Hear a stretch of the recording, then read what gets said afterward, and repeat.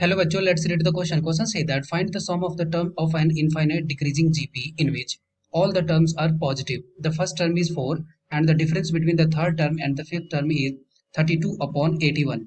Discuss करते हैं। तो यहाँ पे इस क्वेश्चन को करने के लिए की कॉन्सेप्ट क्या हो जाएगा? क्वेश्चन का की कॉन्सेप्ट,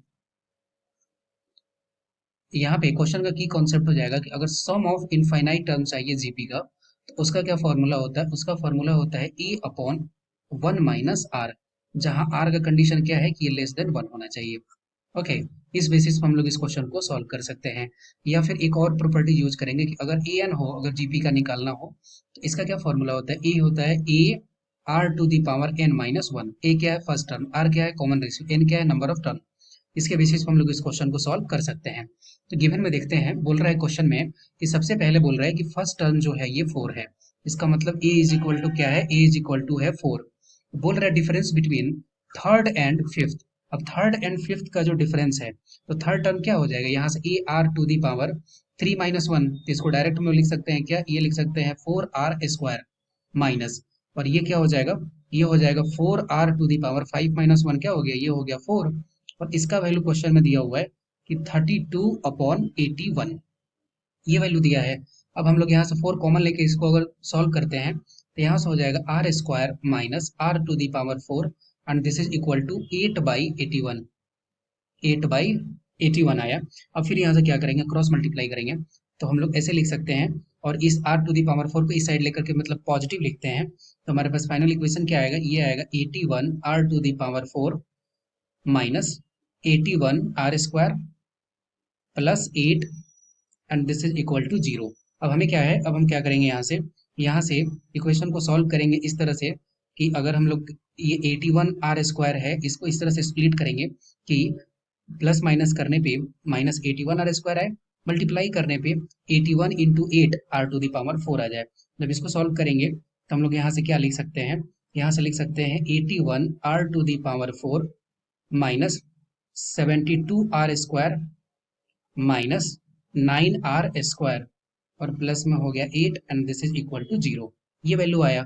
अब हम लोग यहाँ से क्या करेंगे? कॉमन लेंगे। तो यहाँ से अगर 9r स्क्वायर को कॉमन लेते हैं, तो यहाँ से क्या हो जाएगा? 9r स्क्वायर को कॉमन ले लिए, तो ये हो जाएगा क्या? ये हो जाएगा 9r स्क्वायर माइनस 8। ये वैल्यू आया।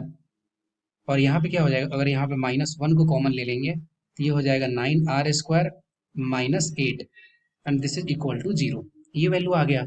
फिर हम लोग इसको क्या लिख सकते हैं? यहाँ से लिख सकते हैं 9r स्क्वायर माइनस 8, और ये हो जाएगा क्या? ये हो जाएगा 9r square minus 1। 9r square minus 1 and this is equal to 0। अब यहाँ से r की वैल्यू को निकालेंगे, तो यहाँ से r का वैल्यू क्या हो जाएगा? 9r square minus 8 and this is equal to 0। तो यहाँ से r इज इक्वल टू हो जाएगा क्या? r square is equal to 8/9। ये वैल्यू आया। तो यहाँ से r इज इक्वल टू क्या आ गया? तो यहाँ से r इज इक्वल टू हम लोग लिख सकते हैं प्लस माइनस 2√2 और अपॉन में हो जाएगा 3। सिमिलरली जब एक इस ब्रैकेट को अगर सॉल्व करते हैं, तो 9r square minus 1, 9r square minus 1 and this is equal to 0। तो यहाँ से हो जाएगा 9r square is equal to 1, तो r इज इक्वल टू हो गया 1/9। तो r इज इक्वल टू क्या हो गया? r इज इक्वल टू हो गया प्लस माइनस 1/3। अब क्वेश्चन में एक और कंडीशन दिया हुआ है कि जो सारे टर्म है वो सारे टर्म क्या है? पॉजिटिव है। इसका मतलब हमें r की वैल्यू को सिर्फ पॉजिटिव लेना पड़ेगा। तो एक r का वैल्यू हो गया 2√3, 2√2 अपॉन 3, और एक हो गया r is equal to 1/3। Okay, A का वैल्यू तो दोनों ही कंडीशन में क्या होगा? ए का वैल्यू क्वेश्चन में दोनों ही कंडीशन में क्या दिया है? 4 दिया है। तो यहाँ पे एस इन्फिनिटी का वैल्यू क्या हो जाएगा? ये हो जाएगा 4 upon 1 minus R. 1 minus R is equal to क्या है? ये है 2√3, 2√2, 2√2 अपॉन में 3, और यहाँ पे हो जाएगा एस इन्फिनिटी। अगर आर इज इक्वल टू 1/3 ले रहे हैं, तो ये हो गया 4 अपॉन 1 माइनस 1/3।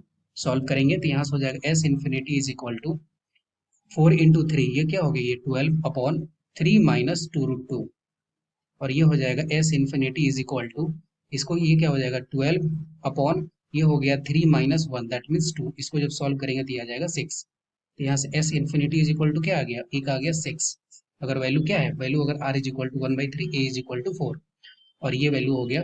अगर इसको भी अगर सॉल्व करना पर चाहें, तो यहाँ पे क्या कर देंगे? यहाँ पे रेशनलाइज कर देंगे, तो यहाँ पे लिख देंगे 3 प्लस 2√2 और ये हो जाएगा 3 प्लस 2√2। अब इसको यहाँ से लिख सकते हैं, अगर मल्टीप्लाई करें तो ये हो जाएगा 36 प्लस 24√2 और अपॉन में हो जाएगा ए माइनस बी ए प्लस बी, तो ये हो गया 9 माइनस 2 का स्क्वायर क्या हो गया 4, 4 इंटू 8, 4 इंटू 2 ये क्या हो गया, ये हो गया 8, तो 9 माइनस 8 वैल्यू क्या हो गया 1। देन फाइनली एस इन्फिनिटी का वैल्यू क्या आ गया, ये आ गया 36 plus 24√2 S infinity, and this is equal to 36 plus 24√2। This is the right answer of this question. I hope you will be understood it well. Best of luck. Thank you.